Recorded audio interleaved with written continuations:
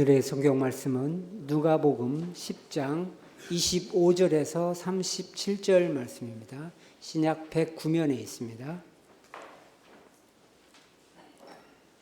어떤 율법 교사가 일어나 예수를 시험하여 이르되 선생님, 내가 무엇을 하여야 영생을 얻으리이까? 예수께서 이르시되 율법에 무엇이라 기록되었으며 내가 어떻게 읽느냐? 대답하여 이르되 내 마음을 다하며 목숨을 다하며 힘을 다하며 뜻을 다하여 주 너의 하나님을 사랑하고 또한 내 이웃을 내 자신과 같이 사랑하라 하였나이다. 예수께서 이르시되 내 대답이 옳도다. 이를 행하라. 그러면 살리라 하시니 그 사람이 자기를 옳게 보이려고 예수께 여짜오되 그러면 내 이웃이 누구니이까?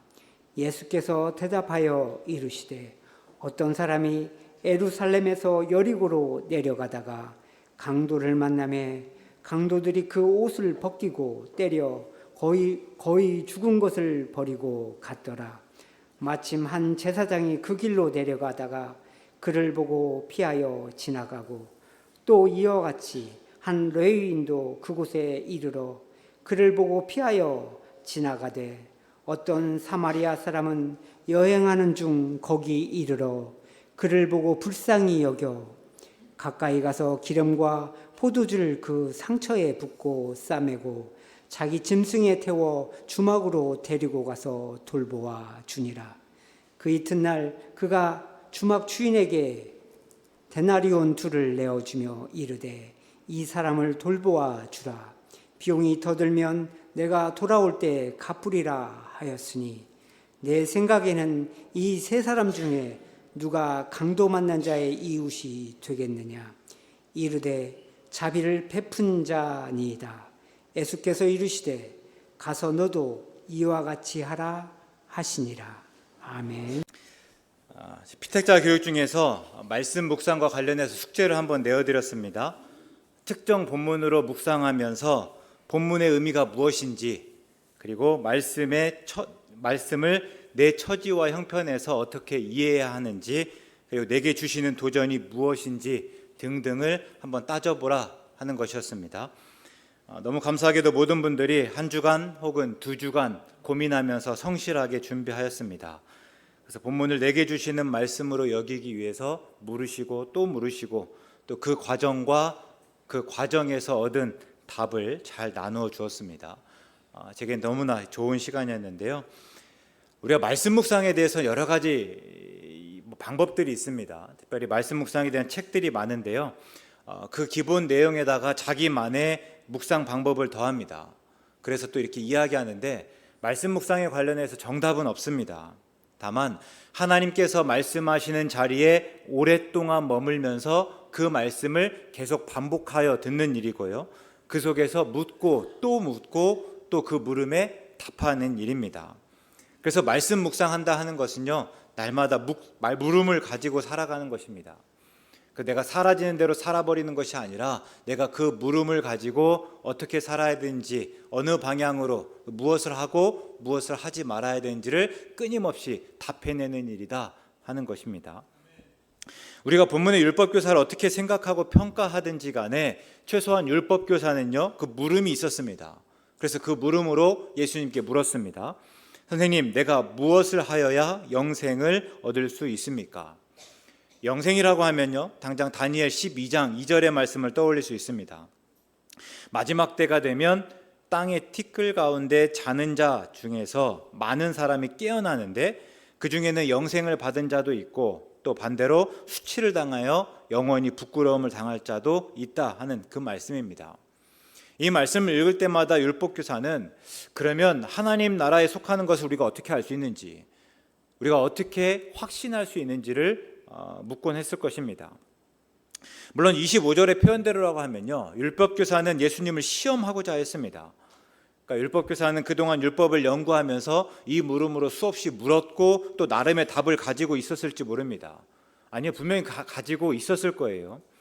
그런데 어쩌면 그래서 예수님의 답이 더 궁금했을 수 있겠다 싶습니다. 우리가 잘 알지 않습니까? 묻고 답해 본 사람만이, 그 물음으로 끙끙거리며 씨름해 본 사람만이 다른 사람에게 또 동일한 물음을 또 묻고 또 그 답을 듣기 마련이기 때문입니다. 그래서 율법교사의 물음을 듣고 예수님께 율법교사가 물었는데, 그 물음을 듣고 예수님이 되려 물으시는 거예요.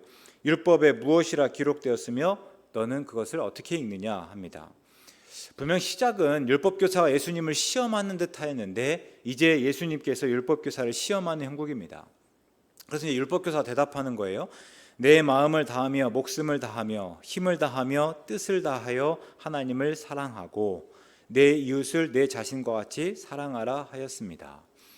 네, 시험이라는 말이 좀 부정적이긴 한데요, 저는 우리가 이렇게 좀 시험해 볼 수 있으면 좋겠다 생각해 보곤 합니다. 그러니까 우리가 예수님께 묻는 거예요. 그때 다시 예수님께서 우리에게 물으시고 이제는 내가 가지고 있는 답을 계속해서 확인해 나가는 일들이 있으면 얼마나 좋을까 하는 겁니다. 그때 묻고 싶은 거예요. 오늘 우리는 어떤 물음을 가지고 살아가고 있습니까? 우리가 말씀을 묵상할 때마다, 말씀을 듣고 읽을 때마다 우리 물음이 있을 텐데요, 그 물음이 오늘 삶과 어떻게 연관되고 있는가 하는 겁니다. 또 어떤 물음으로 계속해서 예수님께 묻고 있으며 또 예수님의 물음에 우리는 어떻게 답하고 있는가. 이런 반복들이 계속 우리 모습에서 반복되면 좋겠다는 겁니다. 율법교사는 먼저 신명기 6장을 꼽았습니다. 우리 신명기 6장 하면 떠올리는 게 쉐마 이스라엘, 그러니까 들으라 이스라엘, 이렇게 시작하는 말씀인데요, 그중 5절의 말씀입니다. 너는 마음을 다하고 뜻을 다하고 힘을 다하여 내 하나님 여호와를 사랑하라. 그러니까 하나님을 사랑하되 진심으로, 하나님을 사랑하되 진실되게 중심으로 의지를 다해서 하나님을 사랑해라 하는 말씀입니다. 근데 이렇게 답을 내리는 것은 그렇게 어렵지 않습니다. 앞에서 영생이 하나님 나라에서의 삶이라고 했는데요, 그렇다고 할 때 하나님을 사랑하지 않으면서 우리가 어떻게 영생을 얻을 수 있겠습니까? 우리 이제 내일이면 요한계시록 말씀이, 새벽마다 요한계시록 보았고 내일이면 끝나는데요, 요한계시록 말씀에 보니까 하나님 나라에서 성도들은 새 노래를 배워서 하나님을 찬양한다고 합니다. 그러니까 성도들만 아는 새 노래를 배워서 그 새 노래로 하나님을 찬양해 나가는 것이 하나님 나라에서의 우리들의 삶이다라는 겁니다. 그럴 때 하나님을 사랑하지 않으면서 영생을 얻을 수 없을 뿐만 아니라, 하나님을 사랑하지 않는다면 굳이 우리가 영생을 얻을 필요가 없습니다. 이유가 없는 거죠. 우리가 그 하나님의 나라에서 새 노래 배워서 하나님을 찬양하겠다고 그 하나님의 나라를 바라는데, 우리가 하나님을 사랑하지 않으면서 그 나라 영생을 얻을 이유가 있겠습니까? 그래서 우리가 어떻게 하면 영생을 얻을까? 하나님을 사랑하는 답은 누구나 할 수 있겠다라는 겁니다. 근데 율법교사는요, 하나님을 사랑하는 일 외에 한 가지를 더 꼽았습니다. 바로 이웃을 사랑하는 일입니다. 특별히 레위기 19장 18절의 말씀을 보면 이웃을 사랑하되 나 자신과 같이, 그러니까 이웃을 사랑하되 나를 사랑하는 방식으로 내게 관심을 가지고 나를 배려하는 것만큼 이웃을 대하라, 이렇게 말하고 있습니다. 그러니까 율법교사는 하나님 사랑, 이웃 사랑, 이 두 가지 말씀으로 대답하였습니다. 이 예수님께서 말씀하시는 거죠. 내 대답이 옳도다. 이렇게 해서 율법교사의 시험이 끝나는가 싶었는데 바로 율법교사가 다시 물었습니다. 본문에서는 자기를 드러내려는 의도였다고 하는데요, 율법교사 입장에서는 그 전에 꼭 짚고 넘어가야 할 문제가 있다 하는 것이에요. 그러면서 묻습니다. 그러면 내 이웃이 누구입니까? 내가 이웃을 사랑하라 말씀하셨는데, 그리고 그대로 행하라 하셨는데, 그럼 도대체 내 이웃이 누구인가 하는 물음입니다. 이웃의 범위, 그러니까 이웃과 이웃이 아닌 사람 간의 경계 혹은 한계를 우리가 어떻게 정할 수 있느냐 하는 물음입니다. 이 물음은 율법교사뿐만이 아니라 당시에 많은 사람들이 물어왔던 물음이기도 합니다. 하나님은 한 분이시고 하나님을 사랑하는 것에 대해서는 이견이 없습니다. 그러나 이웃은 다릅니다. 한 사람이 아니잖아요. 그러면 누가 이웃이고, 그러니까 정확하게는 누구까지가 이웃인지를 묻지 않을 수 없었던 것입니다.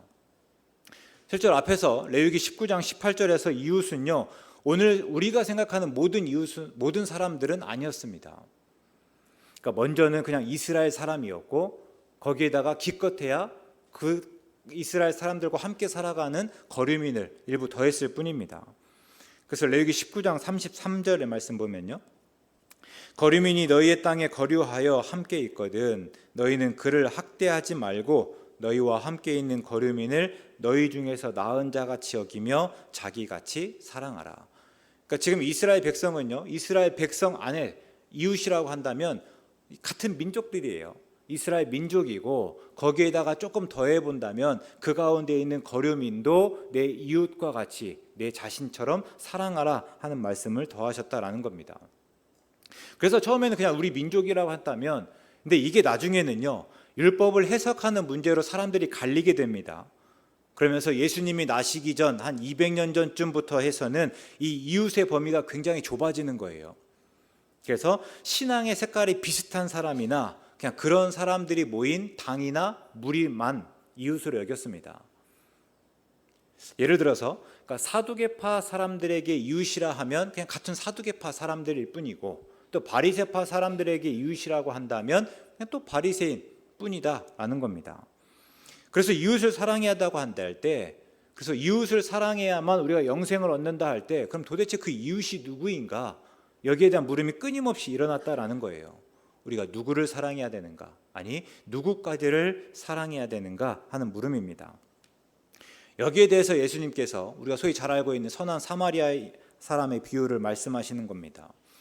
어떤 사람이 이제 예루살렘에서 여리고로 내려가다가 강도를 만났습니다. 그러니까 모든 것을 다 빼앗겼을 뿐만 아니라 실컷 두들겨 맞았고 죽을 지경이 되었습니다. 그리고 이제 버려 던져졌는데요, 그곳에 이제 한 제사장이 지나가는 거예요. 근데 제사장이 그 사람을 피해서 멀리 돌아서 자기 갈 길을 가버렸습니다. 이후에는 레위 사람이 그곳을 지나갑니다. 근데 똑같이 그 사람을 피하여 가버렸습니다. 반면에 사마리아 사람은 그 사람을 불쌍히 여겨서 기름과 포도주를 상처에 붓고 싸매어 줬습니다. 그러니까 오늘 우리 생각하면 응급처치를 한 거예요. 그리고 주막으로 데려가서 그 사람을 돌보아 주었습니다.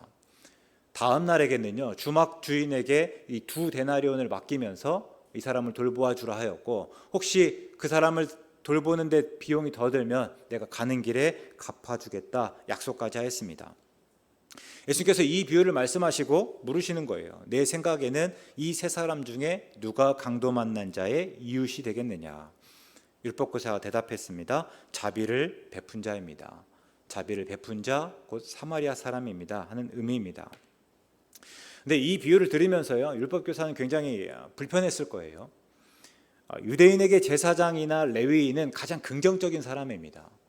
그런데 그런 가장 긍정적인 사람이 가장 부정적으로 그려지는 반면에 사마리아 사람은요, 가장 부정적인 사람입니다. 근데 또 그런 사람이 긍정적으로 말하고 있습니다. 그러니까 오늘 우리로 이야기하면 제사장이나 레위인이 목사나 선교사나 같은 그리스도인이라 한다면 이 사마리아 사람은요, 구원파나 신천지 혹은 잡단 이당에 해당되는 사람입니다. 그러니까 그만큼 이 비유가 어색하고 또 더 나아가서는 화날 법하다 하는 겁니다. 근데 사마리아 사람들이 그렇게 여겨지는 이유가 있습니다. 그러니까 사마리아는 북이스라엘의 수도였지 않습니까? 근데 그 북이스라엘이 아수르에게 망하게 되는 거예요. 근데 아수르의 정책은요, 어딘가를 점령하고 나면 그곳의 사람들을 다 흩어버립니다. 그 사람들이 모여서 뭔가 새로운 것을 이렇게 꾀하지 못하도록 다른 지역에 있는 사람들을 데려다가 그곳에 놓고 그곳에 있는 사람들을 다른 곳으로 다 뿔뿔이 흩어버린다라는 거예요. 근데 그러다 보니까요, 사마리아에는 극소수의 사람들만이 남고 다른 지역에서 온 이방인들로 채워지게 되는 거고, 이제 그렇게 함께 서로 어울리며 살아가는 겁니다.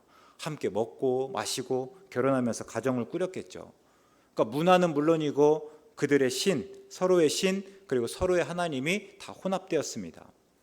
여호와를 섬기는 동시에 다른 신을 섬기기도 하였고, 다른 신을 예배하는 방식으로 또 여호와를 예배하기도 하였습니다. 게다가 우리가 에스라서나 느헤미야서를 통해서 알 수 있듯이 사마리아 사람들은요, 나중에 예루살렘 성전이 재건된다 했을 때 그것들을 반대한 적이 있습니다. 또 예루살렘 성전에 가서 예배드리기보다는 그냥 그 땅에 있는 그리심산에서 하나님을 예배하면서 오히려 우리야말로 아브라함의 자녀이고 우리야말로 율법의 참 상속자다 이렇게 이야기해왔던 사람들이 또 사마리아 사람들입니다. 그러다 보니까 유대인과는 늘 이렇게 마찰이 있을 수밖에 없었습니다. 유대인은 사마리아 사람들을 개처럼 여기기도 하였고 또 사마리아 사람이라는 말을 욕처럼 사용하기도 하였습니다. 그래서 우리가 요한복음 8장에 보면 예수님을 가리켜 사마리아 사람이라 이렇게 이야기하는 부분이 있거든요. 그러니까 예수님을 욕하는 거예요. 그러니까 실제로 그렇게 사용했다라는 겁니다. 그런데 우리가 여기서 하나 묻는 게요. 그러면 왜 굳이 사마리아 사람이었는가 하는 것입니다. 그러니까 자비를 베푼 사람이 곧 이웃이다라는 것을 말씀하고자 하셨다면 사마리아 사람이 아니고 꼭 그냥 일반 유대인일 수 있지 않습니까? 그러니까 제사장, 레위인 같은 종교 지도자가 아니라 일반 유대인이 지나가다가 강도 만난 사람을 구해주고 돌보아 주었다 해도 얼마든지 누가 강도 만난 사람의 이웃이 되겠느냐 이렇게 물을 수 있다는 거예요. 그런데 왜 지나치게 꼭 사마리아 사람이었을까? 한번 생각해 보면 여기에 예수님의 의도가 있습니다. 그러니까 누구까지를 이웃으로 우리가 여겨야 됩니까? 라고 했을 때 예수님께서는 그 경계를 다 흩어버리시는 거예요. 그 경계 혹은 한계를 무한대로 확장시키는 겁니다. 그래서 결국 내 이웃이 누구이고 내 이웃이 누구까지였냐라는 물음에 예수님께서 이렇게 대답하시는 거예요. 사마리아 사람이고 사마리아 사람까지다. 내가 끔찍하게 미워하고 싫어하는 사람 혹은 내가 이웃일 수 있을 거라고 생각조차 안 해본 그 사람까지가 바로 내 이웃이다. 이렇게 말씀하시는 거죠. 그러면 오늘 우리가 이 말씀을 읽으면서는요, 우리 역시 이웃이 누구인지를 다시 물어야 됩니다. 더 나아가서 우리가 생각하고 있는, 우리가 이웃이라고 여기는 사람들을 넘어서서 또 새로운 이웃을 떠올려 볼 수 있어야 된다 하는 거죠. 지난 금요일에 청년부와 함께 외국인 선교사 묘원인 양화진을 방문하였습니다. 우리 그때까지만 하더라도 우리나라는요 알려지지 않았습니다. 세계에 한국이라는 땅을 알고 있는 사람이 많지 않았고 설령 알고 있다 하더라도 관심을 가지는 사람들은 극히 드물었습니다. 그런데 그런 한국 땅에 와서 복음을 전한 선교사님들이 묻힌 곳이 바로 양화진입니다. 그냥 와서 복음을 전하고 복음을 전하다 죽고 묻혔다 이렇게 말하기는 참 쉬운데요. 사실 그 삶을 생각해 보면 그렇게 간단하지가 않습니다. 그냥 그분들은 낯선 땅에 와서 그냥 복음을 전해 본 사람들이 아니라 그러니까 3박 4일 아울리치러 왔다거나 혹은 3개월, 6개월 단기 선교로 오신 것이 아닙니다. 이 땅에 와서 살았고 또 수많은 불편을 몸소 겪었습니다. 그 중에는요, 이 땅에서 병을 걸려서 가족을 잃으신 분들도 있고 특별히 그 한편에 가면 그냥 아이들, 그러니까 생후 1년이 안 된 아이들 정도만 따로 모아놓은 묘원도 있거든요. 그러니까 이곳에서 살면서 내가 막 낳은 자녀들도 그냥 잃는 아픔들을 그대로 겪으셨던 분들입니다. 다 나름마다 사연이 있는데 특별히 루비 캔드릭 선교사의 말로 저희가 잠시 이야기를 나눈 적이 있습니다. 그러니까 캔드릭 선교사는요, 우리나라에 온 지 9개월 만에 급성 맹장염에 걸려서 수술하다가 하나님의 부르심을 받은 분입니다. 근데요, 그때 나이가 25이었습니다. 그때 선교사님이 이렇게 미국의 부모님에게 보낸 편지가 나중에 소개가 됐는데요. 그 중에 이런 말이 있습니다. 만약 내게 줄 수 있는 1000개의 목숨이 있다면 모두 조선을 위해 바치겠습니다. 그러니까 그분은 강도 만난 사람처럼 복음을 듣지 못해 죽어가는 이 조선을 위해서 기꺼이 사마리아 사람이 되었던 분입니다. 또 2데나리온을 내어주고 비용이 더 들면 내가 돌아갈 때에 갚아주겠다 하는 그 마음 그대로 사역했던 분입니다. 그래서 생전에 자기 모교회에다가 모교회 청년들에게 편지했는데요. 이런 이야기를 하는 거예요. 10명씩, 20명씩 혹은 50명씩 함께 조선에 와서 복음을 전하라. 그래서 캔드릭 선교사가 죽고 나서 이 모교에서는요 20여 명의 선교사를 모집해서 조선에 보냈습니다. 그리고 그들은 3년 동안에 이 캔드릭 선교사가 했던 그 일들을 그대로 감당하고 돌아갔다 하는 기록들이 있습니다. 또 이후에는요 서대문 형무소에 갔습니다. 특별히 일제 강점기 때 나라를 위해 죽어간 수많은 사람들의 이름을 보고 그 안에서 그 삶을 가늠해 보는 시간을 가졌는데요. 그러니까 숱한 고문을 당하였습니다. 그러나 그 속에서 대한 독립 만세를 외치신 분들입니다. 저 지나가면서 읽었던 한 분의 말이었는데 제가 정확한 워딩은 생각나지 않습니다. 다만 그 의미를 한번 따져보면요, 조국이 없는데 내가 산다고 해서 무슨 유익이겠느냐 하는 의미입니다.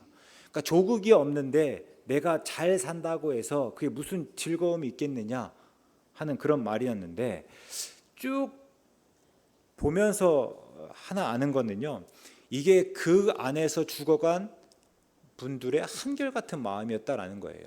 누군가만의 특별한 마음이 아니라 그곳에서 고문을 당하고 죽어갔던 수많은 사람들이 끝내 고백했던 마음이다라는 겁니다. 근데 제가 그 모습을 보면서요, 머릿속에서 이 물음이 떠나지 않는 겁니다. 대한독립 만세를 외치는 게 뭐라고 그 한마디 외치고 잡혔을까요? 그분들도 다 아셨을 거잖아요. 내가 대한독립 만세를 외친다 해서 지금 당장 독립이 된다고 생각하진 않았을 겁니다. 근데 그게 뭐라고 내가 대한독립 만세를 외치고 내가 지금 옥에 갇히고 그 속에서 고문을 당하고 죽느냐 하는 것입니다. 왜 그렇게까지 해야 했을까? 그리고 그때도 수많은 사람들이 조국은 없지만 나는 어떻게든 잘 살아야겠다 생각하였고 실제로 그렇게 하지 않았습니까? 뭐 친일파 혹은 뭐 매국노라고 여겨진 사람들, 수많은 사람들이 어떻게든지 간에 일본과 협조하면서 그 가운데서 나는 잘 살아보겠다, 또 그렇게 살았다 하는 겁니다. 또 오늘 우리도 그렇습니다. 물론 가장 좋은 것은 나라가 잘 살고 그래서 우리도 잘 사는 것이지만, 우리 중에서 또 생각하는 거는요, 혹 나라가 못 살 수 있지만 나라도 잘 살아야겠다, 또 이렇게 생각하는 분들이 굉장히 많지 않습니까? 그런데도 그분들은 어떻게 다르게 살아갈 수 있었을까? 오늘 말씀과 비추어 생각해 보면 그분들은 강도 만난 조국을 위해서 기꺼이 사마리아 사람이 되어 주었다라는 겁니다. 그러니까 이웃의 범위가 우리와는 확실히 달랐던 분들입니다. 오늘 말씀을 읽으면요, 오늘 우리도 이와 같아야 한다라는 겁니다. 우리가 이웃의 범위를 더 넓혀야 한다 하는 것이 예수님의 말씀이에요. 물론 우리도 누구보다 자비를 베푼 사람들입니다. 이제 여름성경학교와 수련회가 다 끝이 났습니다. 근데 조금만 여름성경학교 수련회 그 과정을 한번 들여다보면요, 어떻게든지 간에 아이들을 주연으로 만들고자 스스로 조연에 머물렀던 선생님들이 있습니다. 아이들을 주인공으로 만들고자 그곳에서 그냥 배경이 되어줬던 선생님들이 계시다라는 거예요. 드러나지 않지만 오래전부터 기도하면서 수련회를 계획하고 준비하고 진행했던 분들, 아이들이 웃고 웃을 수만 있다면, 아이들이 하나님을 아는 것에 잘할 수만 있다면, 나는 좀 바쁘고 나는 좀 피곤하고 때로 아프기까지 하고 내 일 다 하지 못하고 다 보지 못한다 하더라도 괜찮다 여기셨던 분들이 있더라라는 겁니다. 근데 뭐 그런 분들 뿐인가? 또 식사를 준비해 주시는 분이 있고요, 또 함께 기도해 주시는 분들이 있고, 또 운전해 주시는 분들이 있고, 중간중간 살피면서 간식을 넣어 주시는 분들도 있고, 또 후원하시는 분 등 다양한 분들이 계시더라라는 겁니다. 그렇게 다양한 분들이 자비를 베풀며 계셨어요. 뭐 꼭 여름성경학교 수련회뿐만 아니잖아요. 많은 분들이 토요일이면 아침 일찍부터 주일 식사를 준비하시고 또 교회를 살피면서 필요한 것이 무엇인지 봅니다. 주일에는요, 안내로, 방송실로, 교사로, 찬양대로, 또 차량 봉사로, 새가족 교육으로 섬기시고, 꽃과 화분으로 강단을 꾸미시고, 차를 준비하시고, 또 팝콘을 튀기기도 합니다. 다 얼마나 귀한 줄 모릅니다. 그러니까 말 그대로 기름과 포도주를 붓고 그 이상으로 데나리온 2를 또 내어주시는 분들입니다. 근데 예수님은요, 오늘 말씀에서 우리가 그 이웃의 범위를 계속 확장하라 이렇게 말씀하십니다. 누가복음 6장의 말씀을 조금 겉들어 보면요, 너희가 만일 사랑하는 자만을 사랑하면 칭찬받을 것이 무엇이냐, 죄인들도 사랑하는 자는 사랑하느니라 말씀하시고, 내가 사랑하는 사람에게 자비를 베풀 것이 아니라 오늘 내가 이웃이라고 생각하는 사람에게만 내가 자비를 베푸는 것이 아니라 그 이웃을 계속해서 넓혀가야 된다라는 겁니다. 그럴 때 오늘 우리가 이 말씀을 읽는다 하는 것은 내 이웃이 누구인지 묻는 일입니다. 내게 사마리아 사람인지 누구인지 묻고 또 그들까지 이웃으로 여겨서 사랑하라 하는 말씀으로 들어야 된다라는 겁니다. 우리가 계속 이웃사랑에 대한 말씀을 하고 있는데요. 사실 어렵습니다. 예전에는요, 그냥 예배드려라, 예배 꼬박꼬박 예배드리고 꼬박꼬박 이 시간엔 참여해라 하는 것들이 어려웠거든요. 근데 제 신앙생활을 하면 할수록 그건 참 쉬워요. 때가 되어서 예배 자리에 있고 때가 되어서 기도하는 건 쉽다 싶은데요, 하나님을 사랑하고 이웃을 사랑하라 하는 이런 내용들이 굉장히 어려워요. 도대체 이웃을 사랑한다는 것이 무엇인지, 어떻게 해야 되는지 이런 것들을 하나하나 따진다는 것이 참 어렵다, 쉽지 않다라는 겁니다. 근데 오늘 말씀은요, 이제 거기에 대해서 조금 더 한 발 나갈 수 있는 계기를 만들어 주시는 거예요. 이웃을 사랑하라 말씀하시면서 그럼 그 이웃이 누구인지를 먼저 분명히 알아야 된다라는 겁니다. 그 이웃은 내가 항상 사랑하고 내가 보고 접하고 내가 만나는 그 사람이 아니라 내가 지금껏 한 번도 말해보지 않았고 내가 한 번도 손잡아 보지 않았고 내가 한 번도 이웃처럼 여겨보지 않은 그 사람까지다 말씀하시는 거예요. 그럴 때 오늘 우리가 한번 생각해 봐야 되는 거죠. 그럼 그런 이웃은 오늘 내게 누구인가? 그럼 한 주간 그렇게 살아가겠죠. 한 주간은 특별히 내가 지금껏 한 번도 인사 나누지 않은 분과 한번 인사 나눠보는 거고 그분들과 말을 한번 섞어보는 거고 또 그분들의 이야기를 듣는 것이겠다라는 겁니다. 또 우리가 한 가지 더 생각해 보면요, 이후에 예수님께서 이렇게 말씀하셨습니다. 가서 너도 이와 같이 하라. 이제는 사마리아 사람처럼 내가 다른 사람의 이웃이 되어주라 하는 말씀입니다. 그런데 이 말씀 듣고 나면요, 물음이 바뀐 거예요. 이전의 물음이 무엇이었습니까? 내 이웃이 누구입니까? 근데 이제 물음은요, 내가 누구에게 자비를 베풀어야 됩니까? 내가 누구의 이웃이어야 합니까? 이렇게 물어야 된다 하는 것입니다. 그래서 우리의 이웃이 누구인지는 우리는 정의할 수 없습니다. 우리가 할 수 있는 건요, 다만 누군가의 이웃이 될 수 있을 뿐이다 하는 말씀이 이 마지막 말씀입니다. 우리가 오늘날은 철저히 개인주의 사회입니다. 그냥 개인주의가 아니라 초개인주의다라고 이야기하기도 합니다. 그러다 보니까요, 이웃이 누구인지가 전혀 중요하지 않습니다. 누구도 이웃을 사랑하지 않는다는 이유로 비난받지 않고 또 비방할 수 없습니다. 강도 만난 사람을 그냥 지나쳤다고 해서 법적인 책임을 지지 않습니다. 그러나 예수님께서는 이웃을 원수로까지 확장하며 그 이웃을 사랑하라 말씀하십니다. 가서 다른 사람에게 사마리아 사람이 되라 라고 말씀하시는 거죠. 가만히 보면요, 그렇게 하지 못할 이유가 굉장히 많습니다. 아니, 그렇게 하지 않아도 되는 이유가 많다 하는 거예요. 우리 앞에 살펴봤던 제사장이나 레위 사람들, 내가 괜히 그 사람하고 접촉해서 내가 가지고 있는 이 성전에서의 일들 감당하지 못할 것 생각하면서 피해갔을 수 있습니다. 오늘 우리에게도 다 그만한 이유가 있을 거예요. 예수님께서는 이웃 사랑하라 말씀하시는데 사랑하지 못할 일들 꼽아보면요, 그럴 이유와 핑계들 따져보면 굉장히 많을 수 있겠다라는 겁니다. 예수님도 분명히 아실 거예요. 그런데 예수님께서는 그 이유를 이야기하시는 대신에 우리에게 마지막 한마디 하십니다. 가서 너도 이와 같이 하라. 내게 많은 이유가 있고 핑계가 있을 수 있지만 그러나 가서 너도 이와 같이 하라. 이것이 예수님께서 오늘 우리에게 주시는 말씀입니다.